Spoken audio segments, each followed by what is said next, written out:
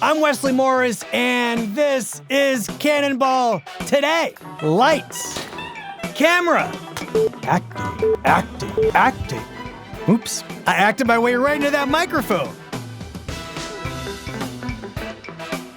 It's the end of the year, and if you're a certain kind of critic, that means you're summing up the whole thing with the best of the year list. I love lists, I love superlatives, and yet sometimes a plain old best isn't quite cutting it. For one thing, it's vague. Best actor? Okay. Talk to me about what best is doing here. And so the New York Times Magazine has this annual tradition that we call Great Performers, where every year I watch as many people acting in movies as my eyes can handle. Probably it's even more than that. And I think about what exactly is making the best ones so great. What's the best way of explaining what is going on with how excellent this one performance is? What's great about what I'm seeing? The last time we did this, for instance, I thought Margot Robbie's performance in Barbie wasn't Best Actress per se. It was Best Nervous Breakdown. I'm not pretty anymore. And the guy who played Ken, Ryan Gosling, I didn't give him Best Actor because, somebody else could do that.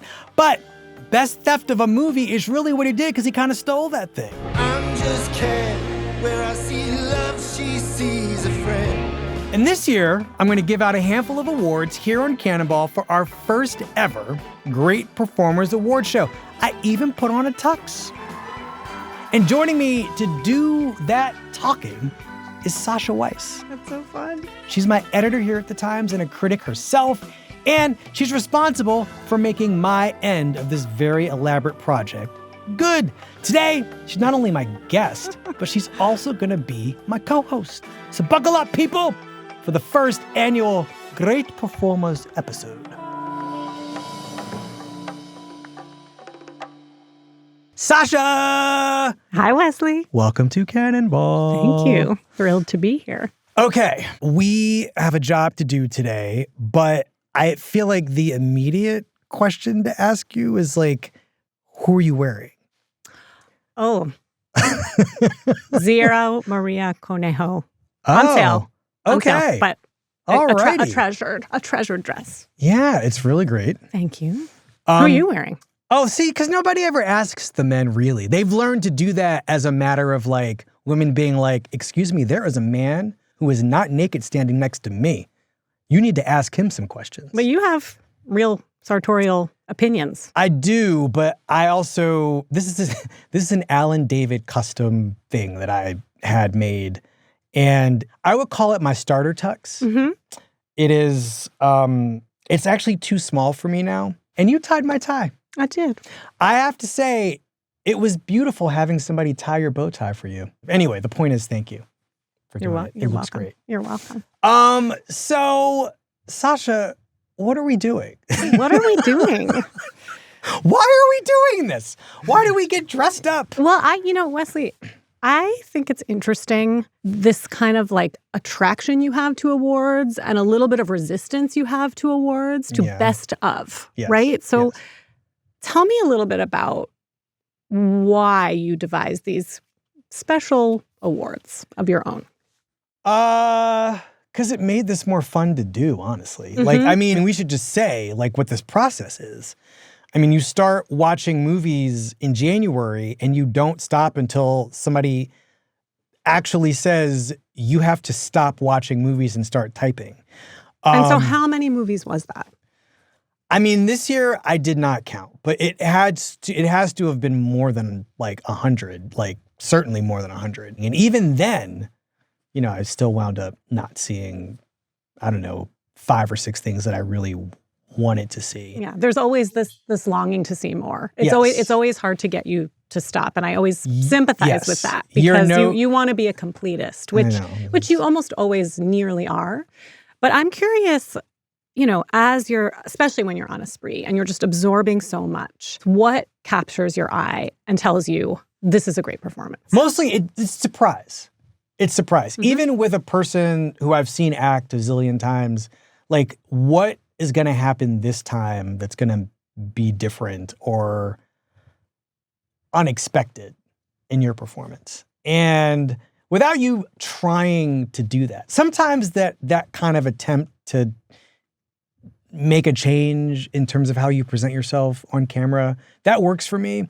But it's more when I did not see what you're doing coming. Mm-hmm. Have you seen all of the movies that we're talking about here? I have seen most of the movies that we're talking about here. I watched them, kind of behind you, informed by you, occasionally disagreeing with you. Okay. But fascinated by the way that you slice these things. And just a question I wanted to ask you, or maybe like a rule that it's kind of helpful to tell our viewers, our listeners, is that, these categories that we devise, that you devise, we don't devise them, you devise them, but they have to plausibly be something that helps us think about performance in general. Or that's at least the instructions that we give to you. That's the instruction that you give me, But I think it's real, in the sense that there's something about like the hyper-specificity of this list, like the wonderful paradox of it, right, is like the closer in you get, the more you're getting to something about some of the essences of what performance is. Yes. Now, it's funny because I have never talked to an actor about the way we're doing this. I don't know how actors feel about it. Narrowing a performance down to like an aspect of what it is they did. But the way I try to think about the assignment here is to focus on the essence of what makes the performance great, not to sort of block out the rest of the performance to focus on this narrow aspect of it. I feel like it's a kind of instruction manual for how to watch a performance because it gives you this very specific blueprint. Or at least it does that for me. Yeah, okay. So I think we should get into it. All right, fine. These categories are so great. They're so much fun. They're so perceptive. So let's talk about them. Okay. Okay. I'm gonna tell the people the first category. This year's, I think we should call it the Weskers. No, we should I'm gonna not. make that happen. I'm starting to make that happen. Best performance in a helmet. Oh, okay. Well, should I? I mean, I already know who the winner is. All right. Best performance in a helmet. It's Brad Pitt in F1 the movie.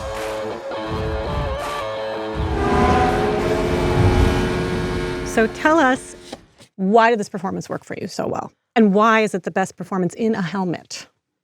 Well, how many performances have I seen people use helmets to give, right? The first thing that came to mind was Russell Crowe in Gladiator. Like, I mean, just the movies are littered with people in helmets who've performed in helmets. This one is the first time I have ever thought about the acting one has to consider doing while acting in a helmet. And to be clear about like what is going on with Brad Pitt's like carbon fiber helmet in F1 the movie is that most of the performance, he's just doing a thing that we all love Brad Pitt for, right? Shows up, is effortlessly himself. He's just emanating Brad Pitt. Yeah, I mean, the character is basically a for-hire driver who winds up being recruited to drive on this one fancy team that Javier Bardem is operating. But that, Brad Pitt is too interesting to be for that performance writ large to be worth considering here because he's now at a point in his career where so much about him is interesting and he's bringing so much of himself to bear in these performances, like just like his history as a person who's acted. But the helmet is bringing out some new fun for him. Like, I don't know if it was hard for him to give the helmet part of the performance, but I will say that the range of expression that comes through in this thing on his head where you can't even see his mouth and his cheeks are kind of pushed in. So it's all in the twinkle of the eye. It's just all in this area right here. And he's so it's a kind of virtuosity. I think it's movie star virtuosity, right? It is like he can make it mean something when you can only see 35% of it. Won't be able to hold him off, guys. I got no grip. There's something about having this thing on his head where like it's just squeezing these emotions out of him. And it's just such a pleasure to know what he's feeling at every point. His eyes are doing new work here. The crease between his eyes, like in his forehead, are expressing something. It's just like, I'll probably go back to not thinking about actors in helmets after this too, right? So a kind of peak has been reached until, the next time somebody comes along and they're like, I know what to do in this thing. But this is just really good helmet acting. Kind of hot. Self-entertainment. Yeah, I mean, if you're into bondage, Brad Pitt face bondage, F1 the movie is for you, Sasha. You better get yourself to Apple Plus right now. Interested in this movie. Thank you. Thank you very much. Not that it needed another ticket to get sold, but like it is worth watching and he is very good at it. All right. Let's go to the next category. What's next? I'm very excited about this one. Okay. Because I love this movie. And I related to it. Best friends. Listen, best friends. Keke Palmer and SZA in the film One of Them Days. I got so much joy. There's a kind of... Wait. Let's set it up. What are these two actors doing in this movie? These are two roommates who have one day to find the money to pay their rent. In Los Angeles. That's it. It's a classic opposites friends situation where the responsible, dependable one is Keke Palmer's character. She works at a fast food place. She pulled an all-nighter. And it's meta because Keke Palmer is such a freaking pro. She is polished. She is, all corners, the hospital corners as a performer. Yes, but also has a capacity for fun and whimsy, right? And the whimsy here is completely embodied by SZA, who is a person I did not even know could act, and definitely not be funny in the way that she's funny here. This is sort of she's in like Lisa Kudrow territory is how I would think about it.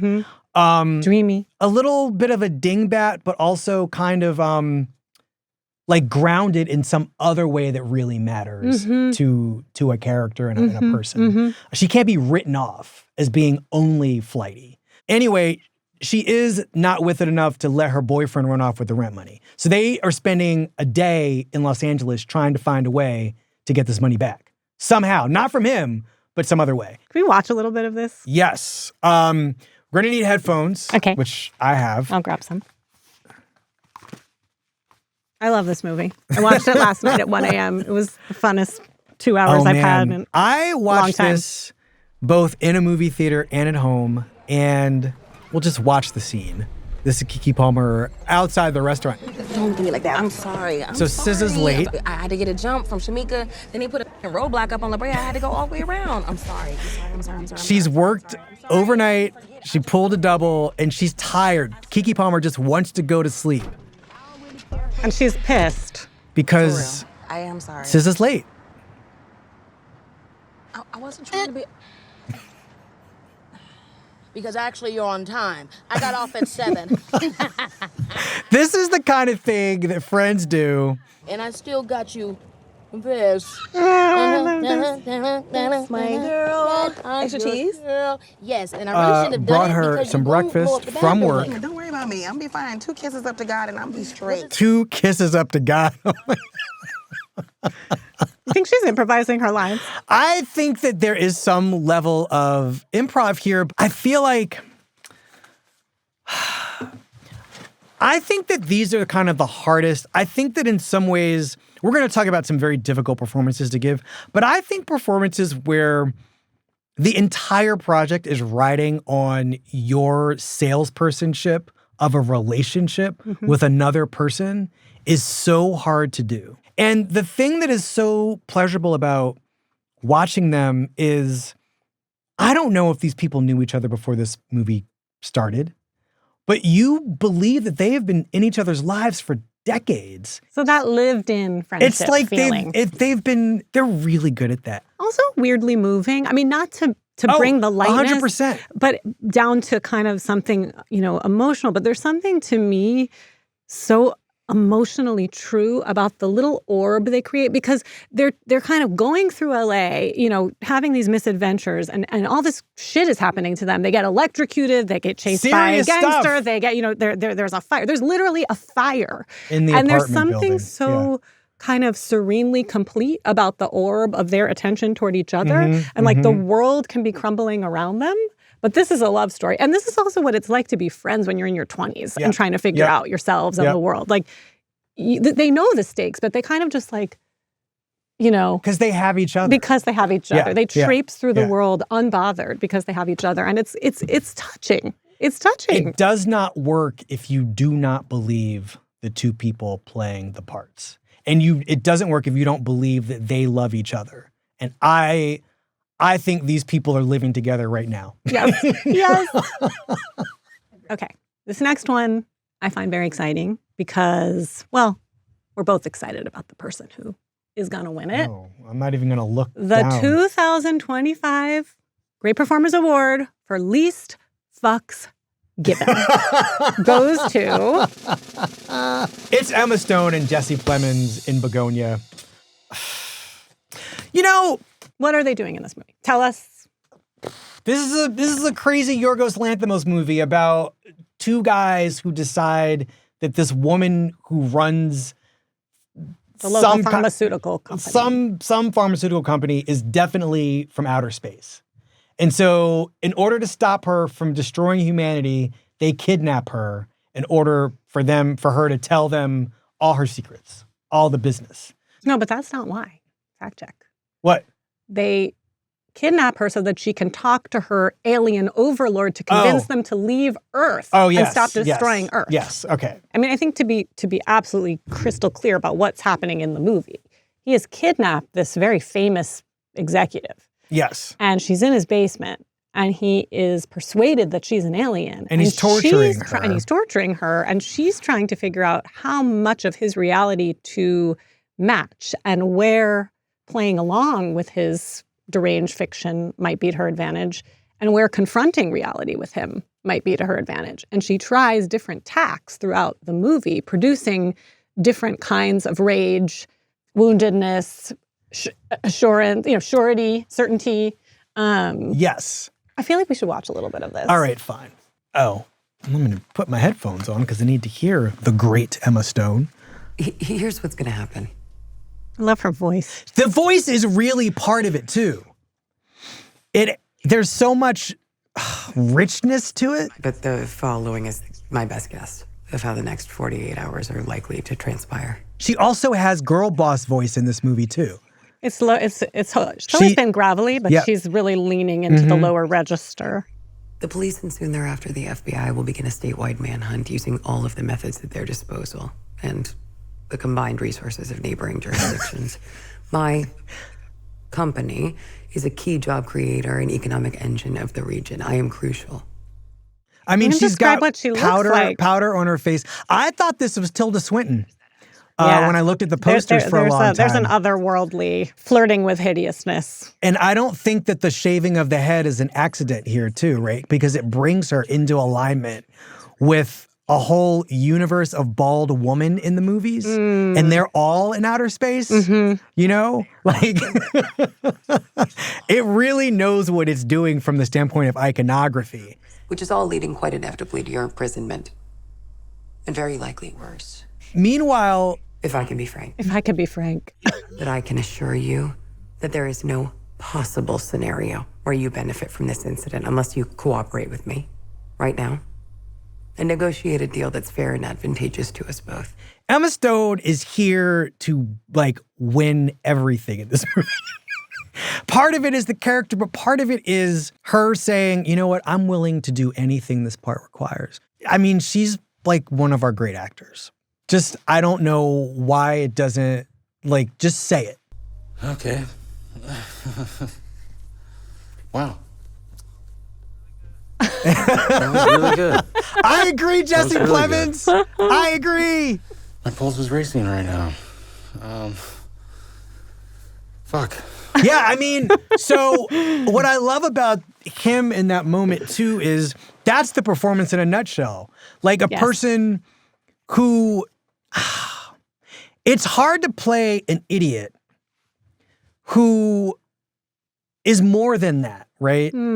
Where the actor respects the character no matter what the character is being asked to do. He is physically outmatched. He is psychologically outmatched. He is emotionally ill-equipped to deal with what it means to be upstaged at every possible turn of this performance.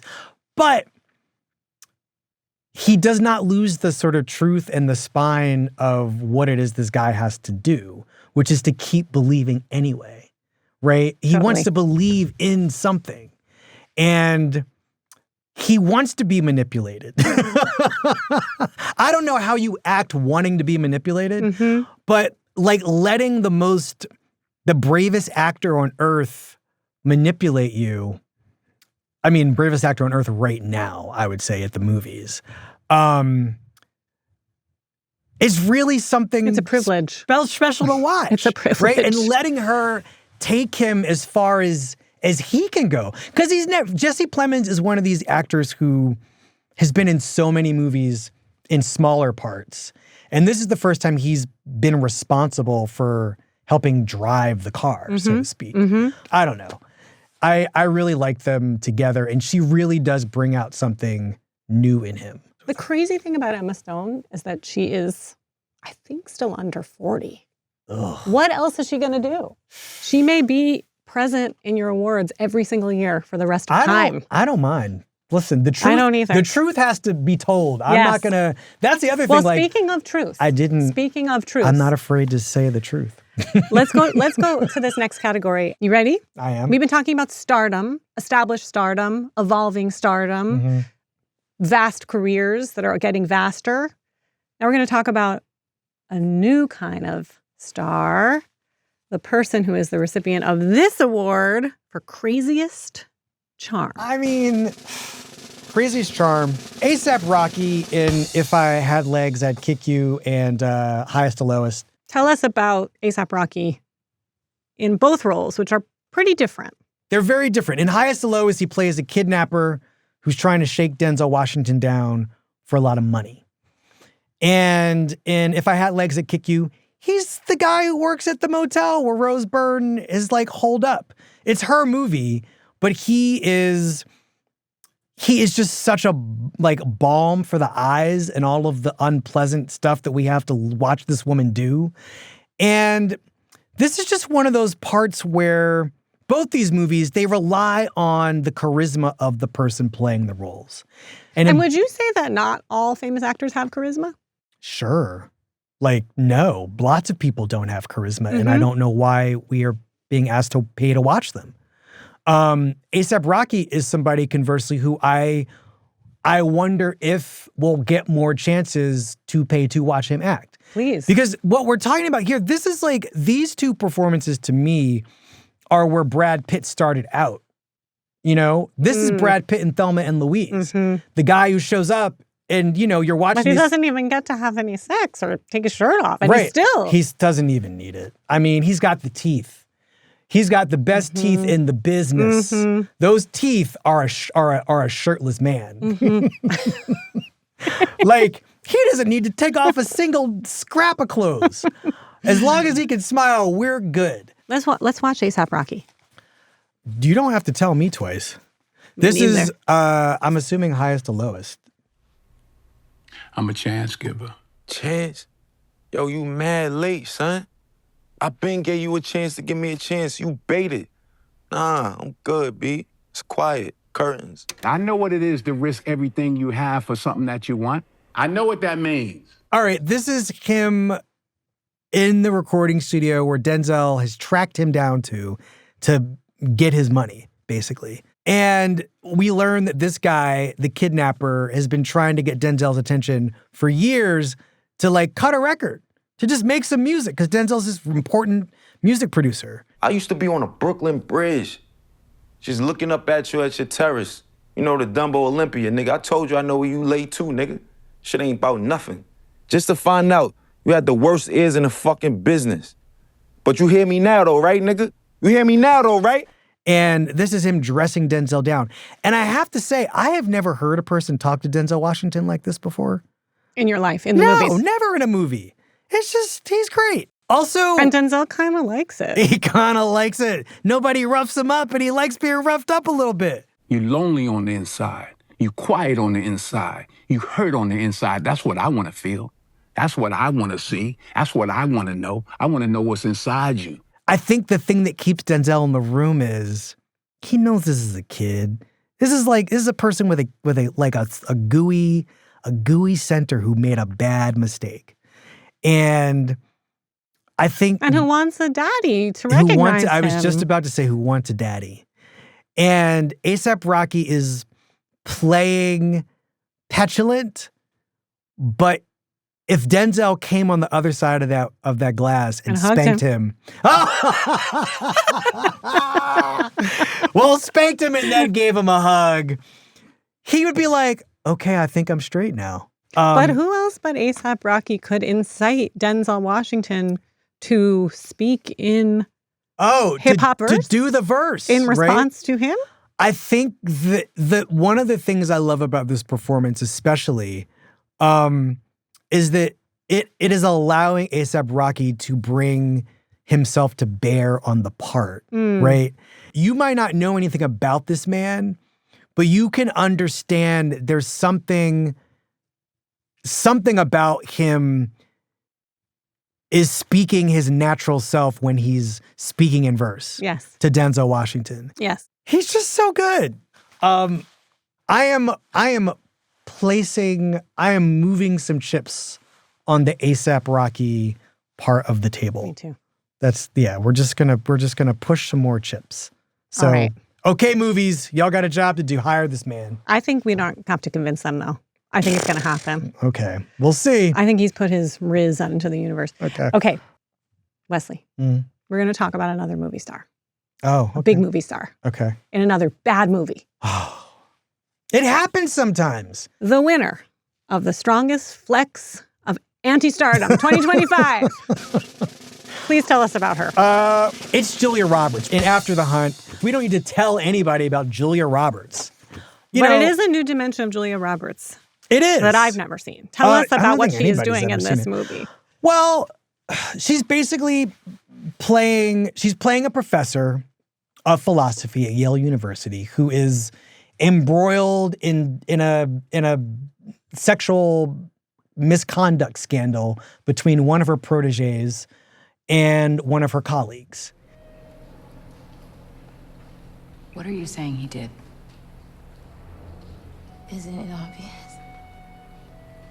And the question is really, whose side is she going to take? You know, given your history. What does that mean, my history? What do you mean? I don't know. Why are you saying that, my history? What does it mean? You asked it. It's got to mean something. But this woman has her own problems. She's holding on to some dark stuff from her past, and all of the stress and tension and guilt from her past and this present is manifesting itself in her physical health. So she's keeling over, Vomiting. Every other scene, throwing up, desperate for prescription medications from a colleague.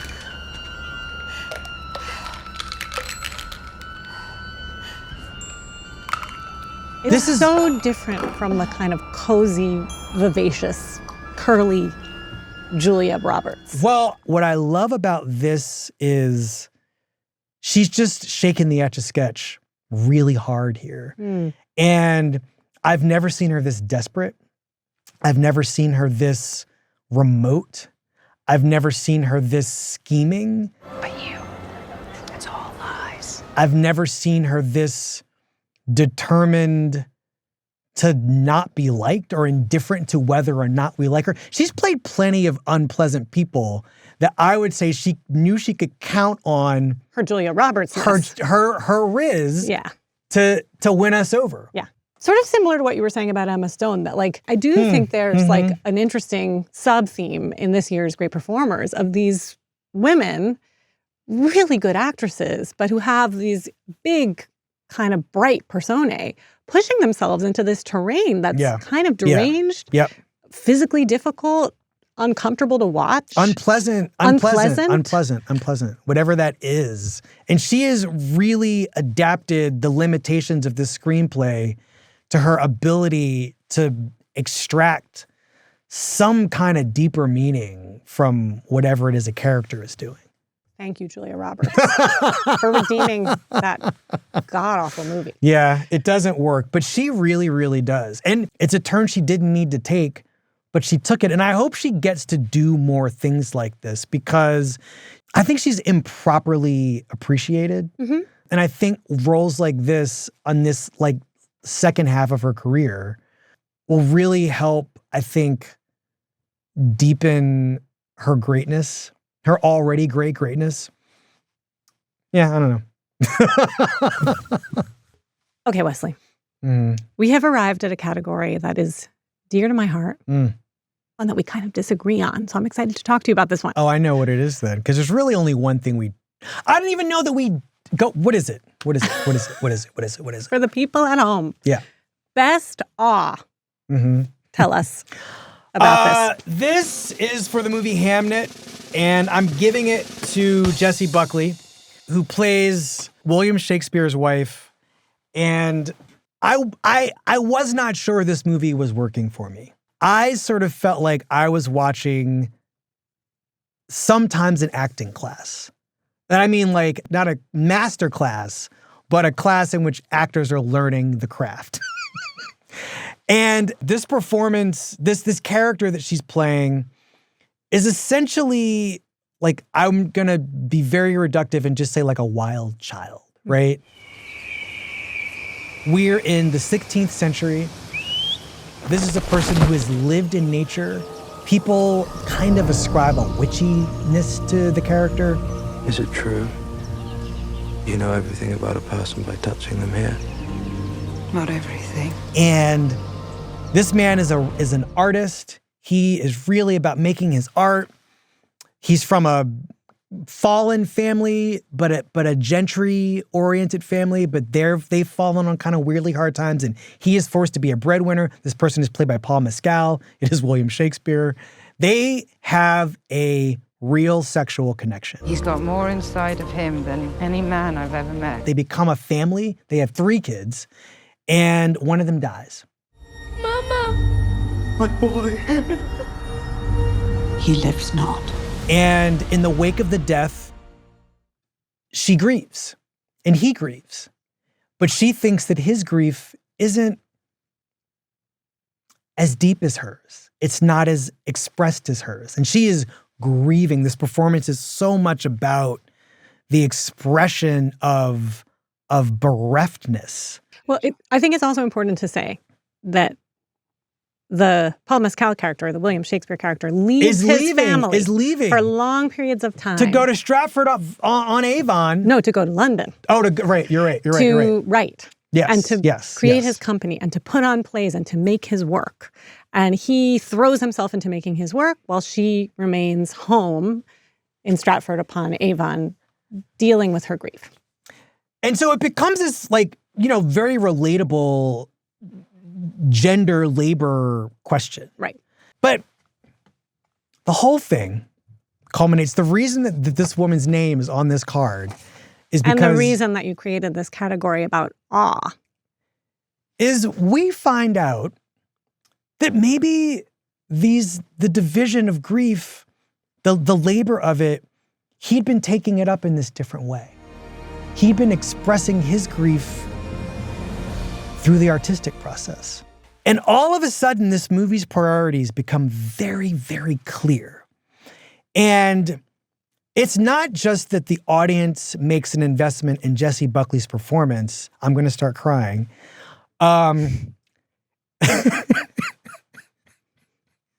set it up a little bit, though. Because, yada, yada, yada. She winds up at this performance of the thing he's been working on this whole time. And I can't so one of the things that happens in the movies is you don't know what's going to happen to you. And, a lot of the time with me, I am asking when I'm not connecting with something, why it's not connecting with me. Yeah. And so I was I did not know why we were watching this movie. It's based on this Maggie O'Farrell novel.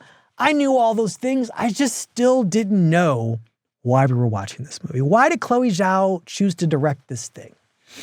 And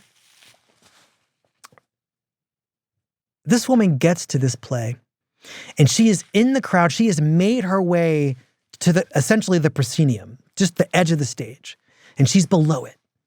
And she is watching her first ever work of theater, as written by her husband, who is... Oh, we should say, by the way, that the play is Hamlet. Are we going to say that it's Hamlet? Okay, fine. The play that she is watching is one of the greatest artistic achievements in human civilization, and she's watching it for the first time. But this is also the first time. And with no knowledge of the conventions of theater. She doesn't understand any of the rules. So at the beginning of this performance, she's like, this is not... She's saying out loud, she is basically, this woman, this is a Negro, essentially, in this audience. She's like, this is not how it goes. She is talking back to the thing on stage. She's like, I don't like this. This is not true. This is not how it... I don't recognize any of these things. She goes from this belligerent audience member to, this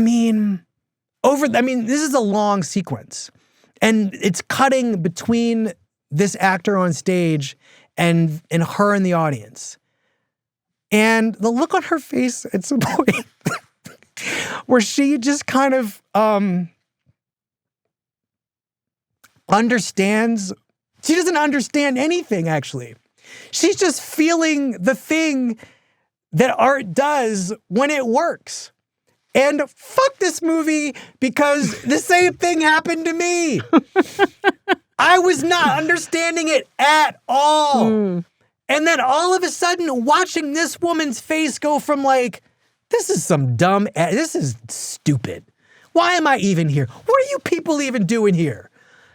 And then all of a sudden, she does this thing where her face tilts to the side, or like, maybe it's her mouth. She looks drunk. She looks drunk with understanding. And then she looks completely transformed with, like, her heart has like leapt out of her body. And we're talking about a religious experience at this point. And she takes her hand and she like puts I'm going to cry now too. It's so beautiful. And the actor takes her hand and she just like, it's not the art that she understands necessarily. It's like she understands what her husband has been going through this entire time. God damn it! Fuck this movie! Ah!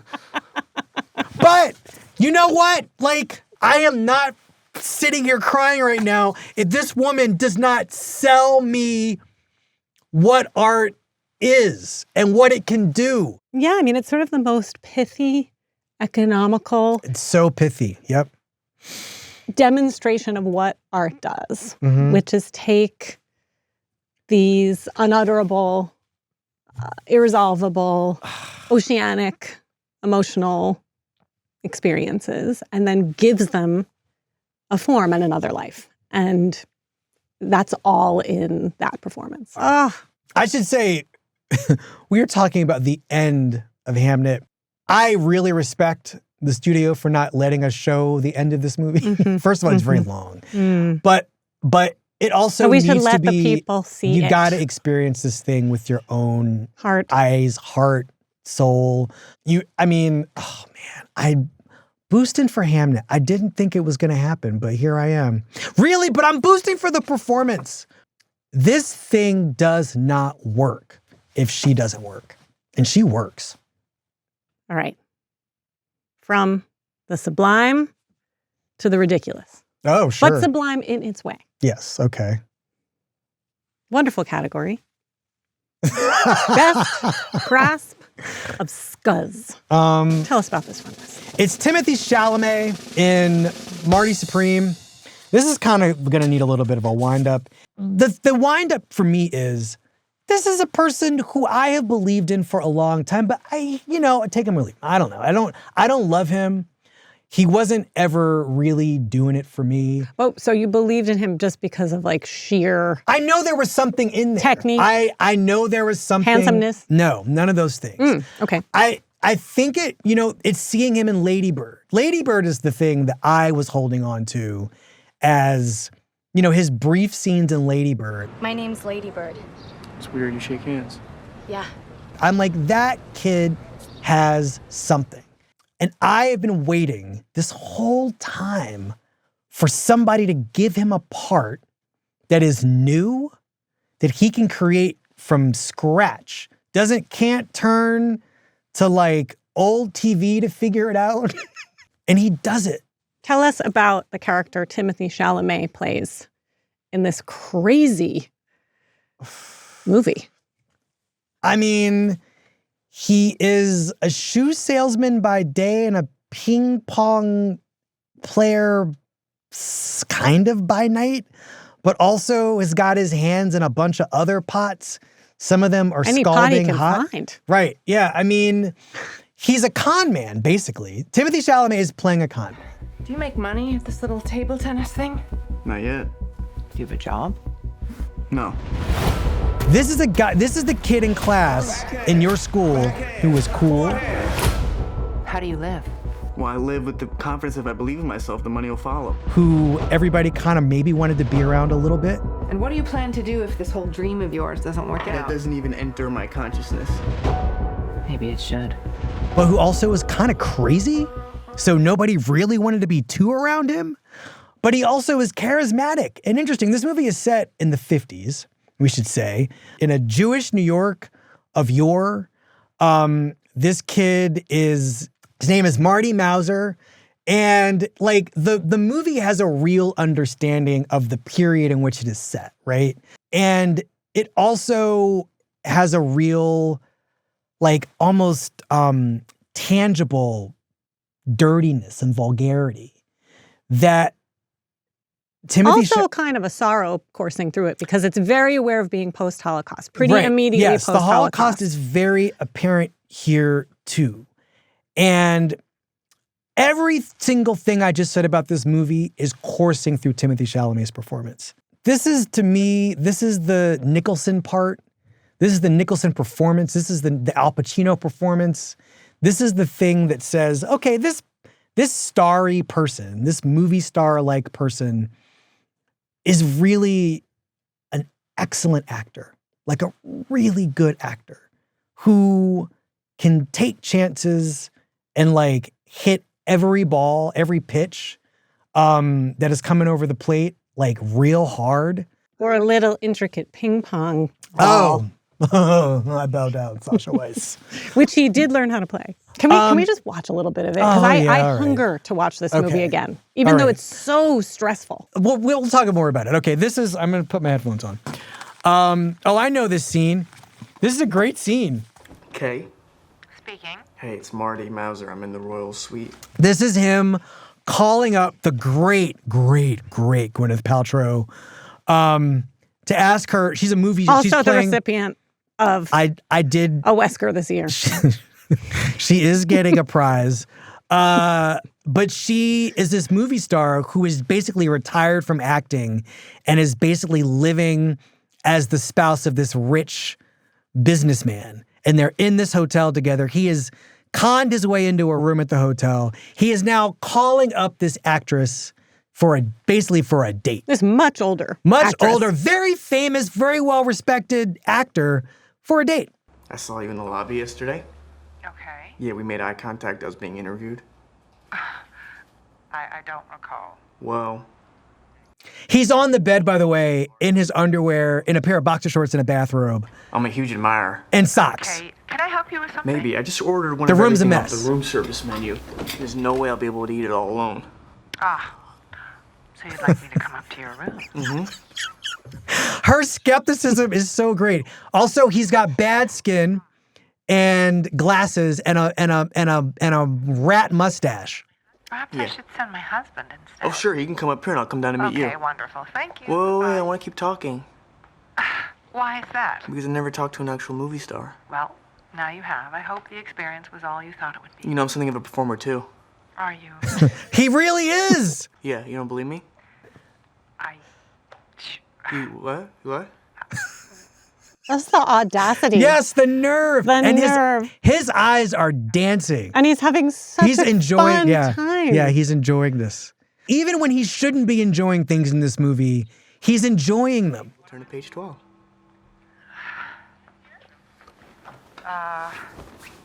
Page 12. Okay, what am I looking at here? Down the middle, in the center.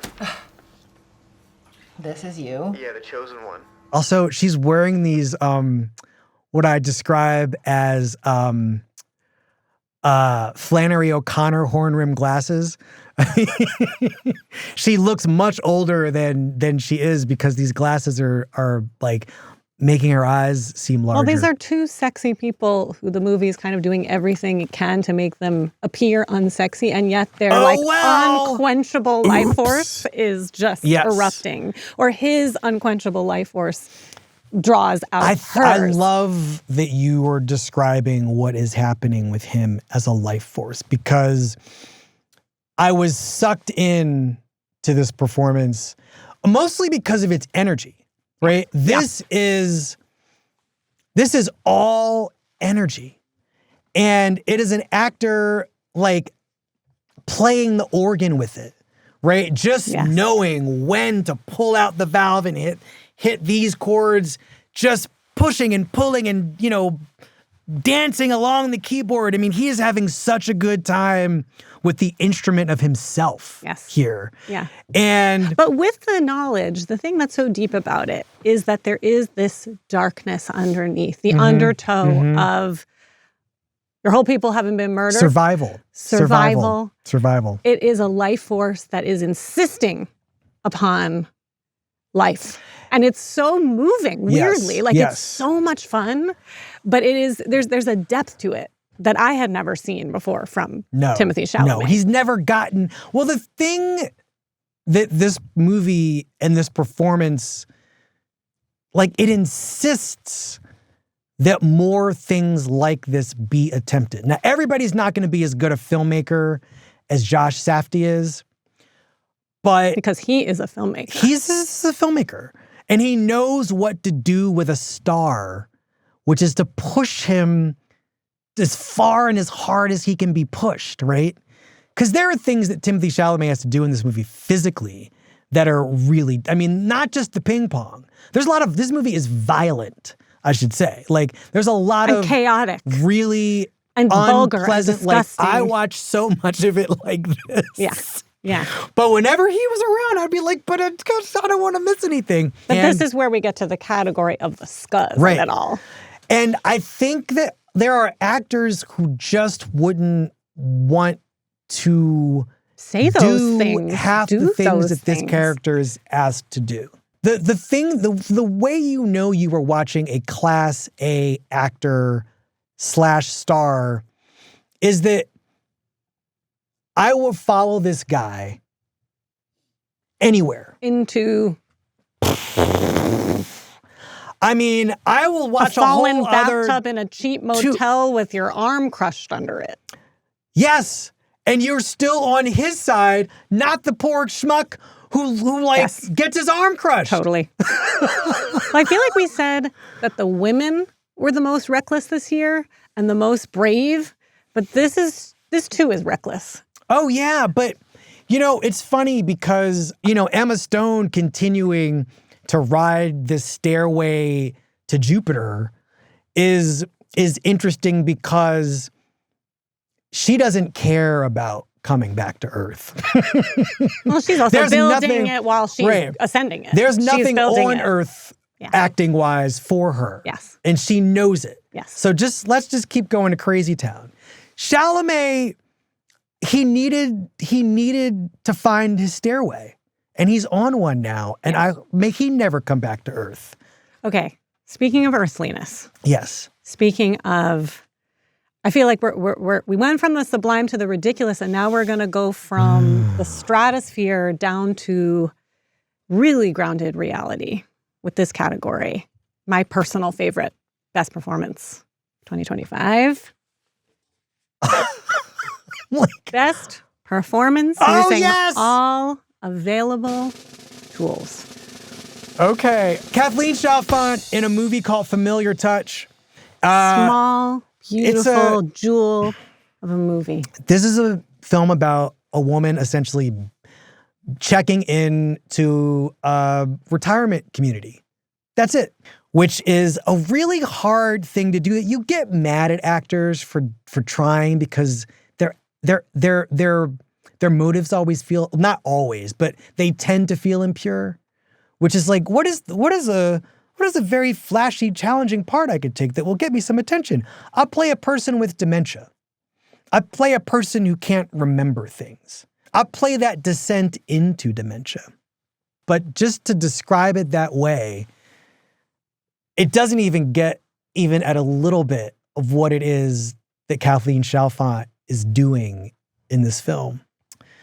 The beautiful thing to me about this performance is, and it's impossible, really, if you think about it, what Kathleen Chalfant has to do is she's playing a life she's already lived and a life she is currently undergoing. I don't know how you do that, but she does it. Like, one of the past things that you realize over the course of the performance is this maybe was a difficult person. This maybe was a person that might have been hard to get along with. She clearly worked in a kitchen. There's a wonderful movie. Wait, we should just, Let's watch a little bit, yes. We should watch the scene that I think is I watched just this movie great. and I thought I could watch this movie every year for the rest of my life and get more out of it. Yeah. It is that deep and quiet and delicate. For everything that Timothée Chalamet's performance is huge and like appetitive and this is like restraint and clarity in a fog. I mean, that's what's so amazing about it. But you don't ever, where's the acting? She's using her body, her mind, her eyes, her soul, her skin, her very skin. Listen, let's just watch the scene. This is a scene where she, in one of her first days in this facility, has she's checking in. She's scrubbing in. She's tapping in to help make breakfast. And the people who normally make the breakfast at this facility are like, what is happening right now? Is this woman for real? I'm sorry. I'm late. I slept in a little bit. She's gonna put on her apron. Oh, you're new on the line, right? She's another one with a beautiful voice. Yeah. That rich, okay. Yep. Beautiful voice. Let me show you how to do it. There's a smoother way of cutting. Hi, I'm Rudy, the cook here. Did you replace Max? Yeah, I did a few days ago. And the staff knows to kind of play along. Welcome, congratulations. Thank you, it's good to be here.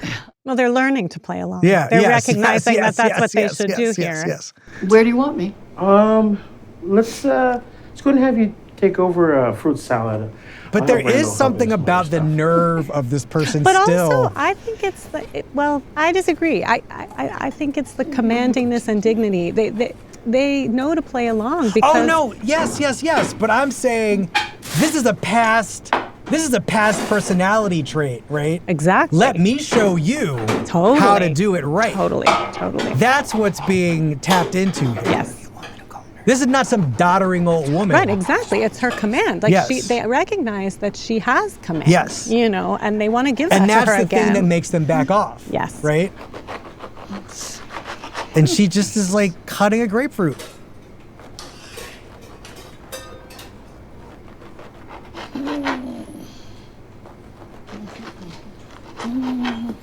The thing about these performances to me is they always want pity. Right? They always want your compassion. This turns out to be a much more difficult individual person than these movies allow for. And I love the prickles and I love the softness of this person. This is a really interesting plant of a human being. Yes. And she has to sort of reduce all of that down to these gestures, right? The movie is giving you very little. It's the confidence of the performance to operate at all these levels that we're talking about that fills in all these details. That makes us, we don't have the answers to any of the things we're talking about, right? We're surmising who this woman was. Right. It's a whole biography, like an 800-page biography of a past self living inside a new self. Yeah, this is your favorite of all the ones that of the whole batch. And I gotta say, it was the one that It's a great place to kind of bring our ceremony to its conclusion. Yeah, I mean, it's because you one of can't my get better favorites. than Kathleen Chalfant. Okay.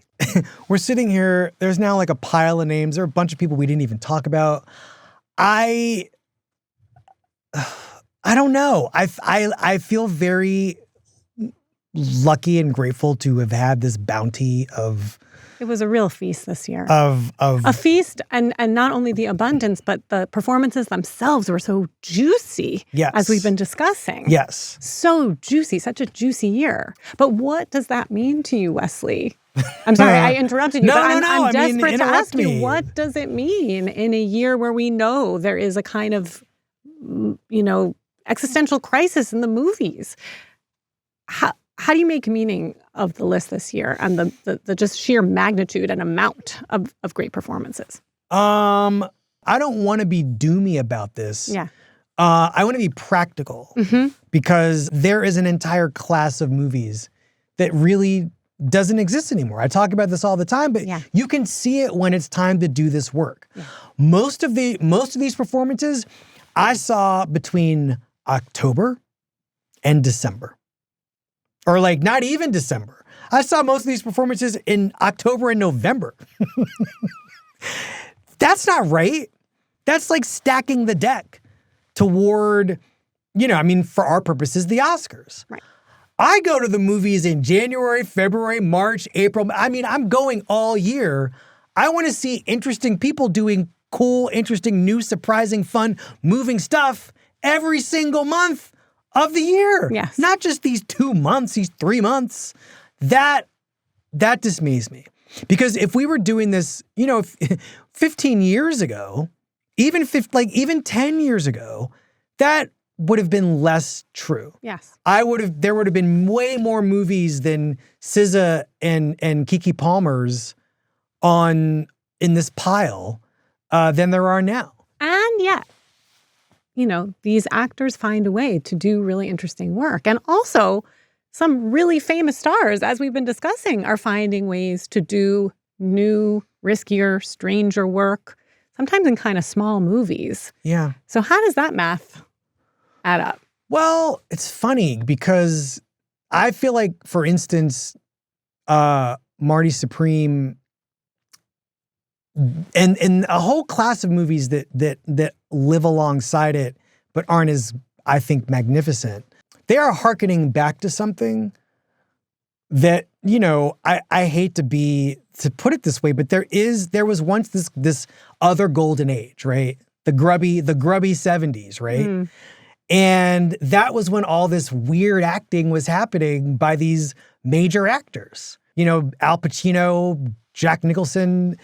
I think that the movies are going to have to undergo a change that like breaks them all the way back down, maybe. Mm. And so this is the end and the beginning of something. And I think that thinking about these human beings giving these performances, it always does fill me. It always makes me feel like I'm being too hard on the industrial side of things. But I can't ignore the reality of that. But look, if you get to watch Kathleen Chalfant act, or Emma Stone act, or A$AP Rocky do his thing, it kind of makes life worth living. Kind of makes life worth living. It's true. Sasha, thanks for making this show worth doing. Oh my God. Week. Thank you for giving me this prod to see all these movies. Well, you're welcome. Thanks for doing this. Thanks for having me. Thank you.